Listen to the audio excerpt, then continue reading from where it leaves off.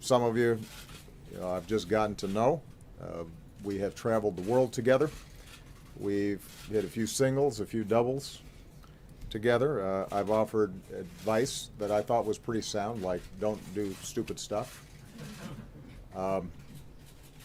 And even when you complained about my long answers, I just want you to know that the only reason they were long was because you asked six-part questions. But I have enjoyed working with all of you. That does not, of course, mean that I've enjoyed every story that you have filed, but that's the point of this relationship. You're not supposed to be sycophants. You're supposed to be skeptics. You're supposed to ask me tough questions. You're not supposed to be complimentary, but you're supposed to cast a critical eye on folks who hold enormous power and make sure that we are accountable to the people who sent us here. And you have done that. And you've done it, for the most part, in ways that I could appreciate for fairness, even if I didn't always agree with your conclusions.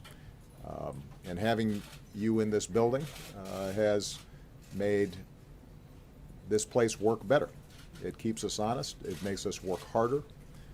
You have made us think about how we are doing what we do and whether or not we're able to deliver on what's been requested by our constituents.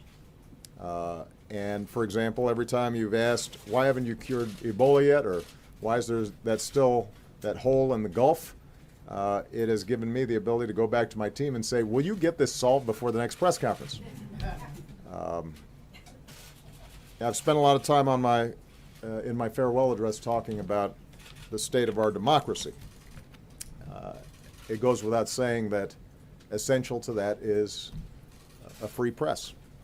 That is part of how this place, this country, this grand experiment in self-government has to work. It doesn't work if we don't have a well-informed citizenry. And you are the conduit through which they receive the information about what's taking place in the halls of power. So America needs you, and our democracy needs you. We need you to establish a baseline of facts and evidence that we can use as a starting point for the kind of reasoned and informed debates that ultimately lead to progress. And so my hope is that you will continue with the same tenacity that you showed us to do the hard work of getting to the bottom of stories and getting them right, and to push those of us in power to be the best version of ourselves, and to push this country to be the best version of itself. I have no doubt that you will do so.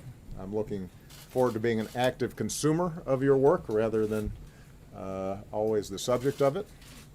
I want to thank you all for your extraordinary service to our democracy, and with that, I will take some questions.